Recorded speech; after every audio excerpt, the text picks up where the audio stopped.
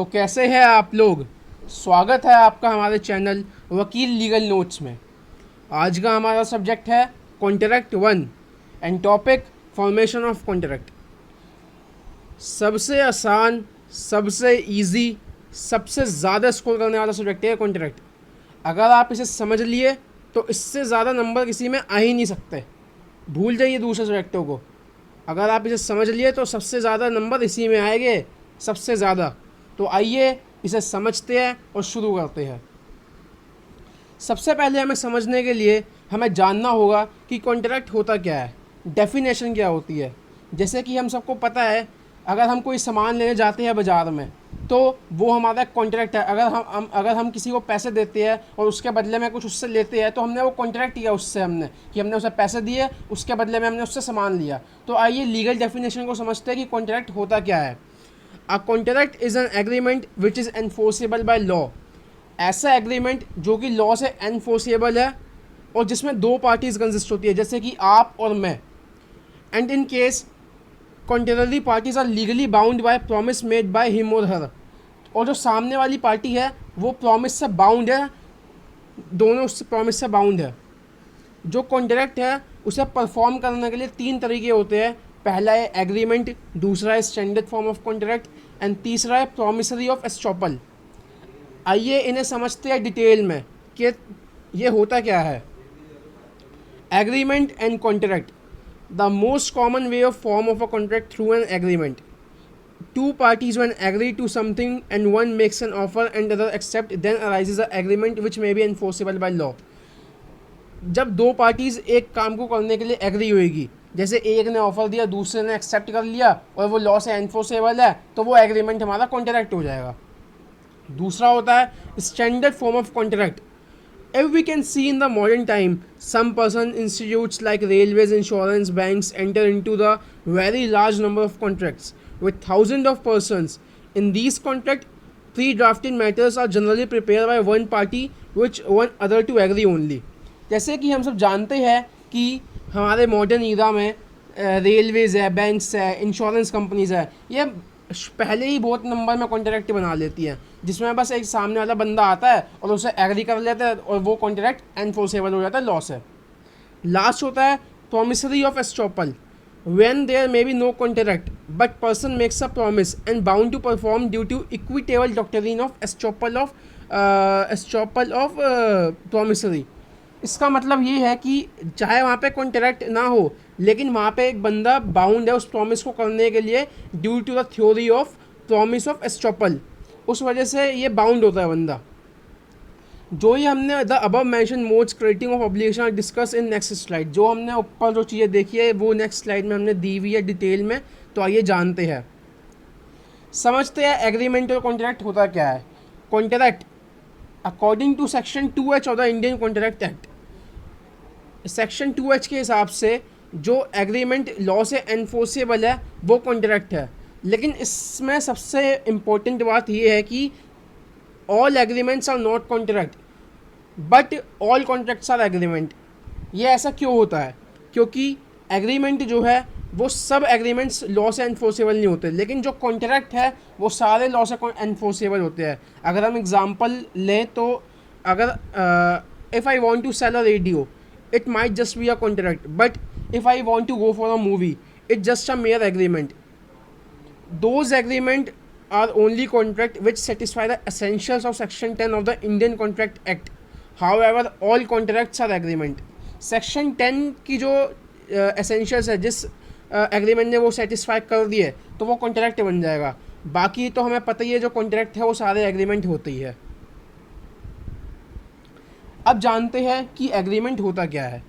Agreement की definition हमारे section 2E contract act में दी गई है, जिसे कहा गया है every promise and every set of promise forming the consideration of each other is an agreement. वो प्रॉमिस और वो सेट ऑफ प्रोमिस जो कंसिडरेशन बनाते हैं उसे हम एक एग्रीमेंट ही कहते हैं। For example, A promise B to deliver his watch and in return B promise to pay a sum of 2000 rupees to A. There is a agreement between A and B. जैसे कि ए ने बोला कि भाई मैं तुझे तेरी वॉच दे दूँगा, तू मुझे उसके बदले में 2000 रुपये दे दियो। तो ये एग्रीमेंट हो गया ए और बी के बीच में. A promise is a result of an offer or a proposal by one to another person. Example: A makes proposal to B to sell his watch for 2000 and B accept. So there is a promise. There is a mention in section 2B of Indian Contract Act. जैसे A ने promise किया कि भाई तू मुझे अपनी watch दे दे और मैं तुझे 2000 रुपये दे दूंगा.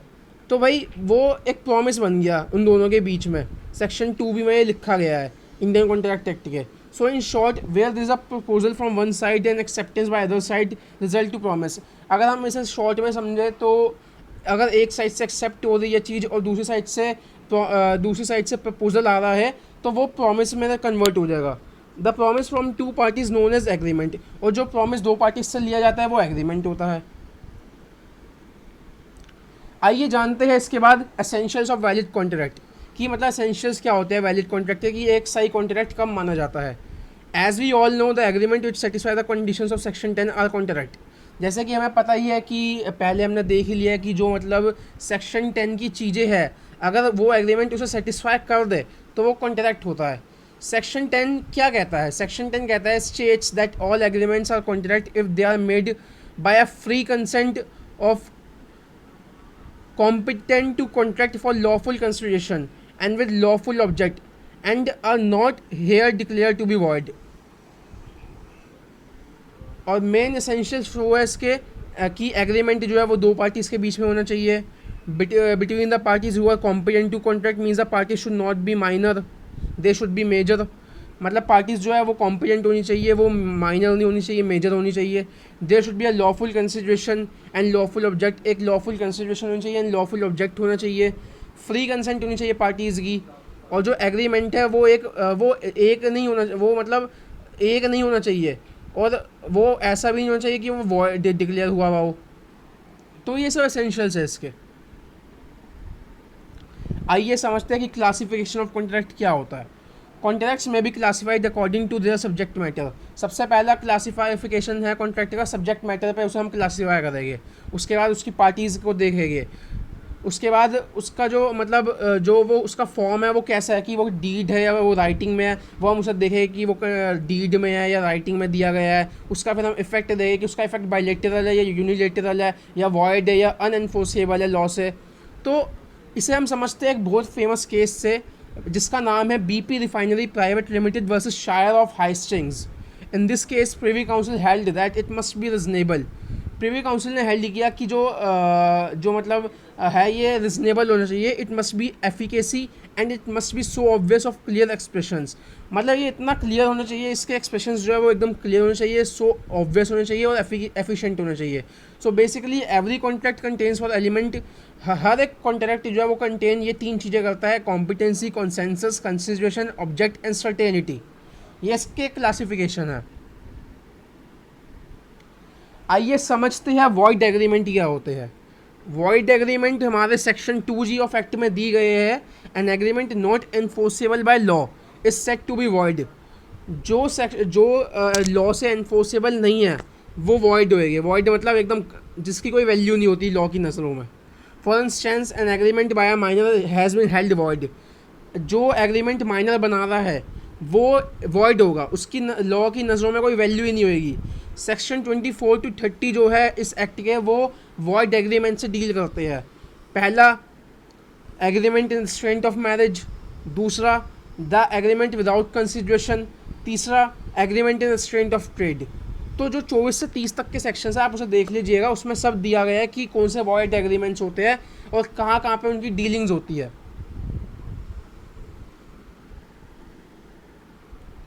आइए समझते हैं वॉइडेबल कॉन्ट्रैक्ट क्या होते हैं. अब जैसे हमने समझा वॉइड एग्रीमेंट, तो आपके मन में आया होगा कि वॉइडेबल कॉन्ट्रैक्ट और वॉइड एग्रीमेंट्स में फ़र्क क्या होता है.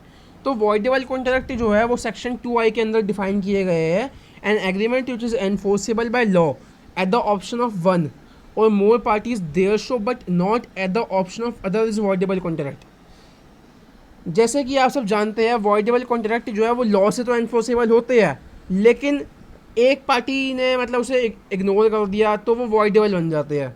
दस avoidable contracts are those contract is one which is avoided by one party to the contract at its option. जैसे एक पार्टी ने उसे इग्नोर कर दिया तो वो वॉइडेबल कॉन्ट्रैक्ट होगा। Example, when the consent of the party to a contract has been obtain by coercion. जैसे एक बंदे ने किसी की कंसेंट ले ली कोर्जन से या फ्रॉड करके उनकी कंसेंट ले ली, लेकिन उस पार्टी को पता ही नहीं है कि उसकी कंसेंट भी ली गई है, तो उस टाइम पे जो वो कॉन्ट्रैक्ट होगा वो वॉइडेबल होगा। अभी तक वो वॉइड नहीं हुआ लेकिन वो वॉइडेबल है, मतलब अभी उसकी वैल्यू है लॉ की नज़रों में लेकिन अभी वॉइडेबल है। अगर पार्टी चाहे तो उसे कैंसिल कर सकती है।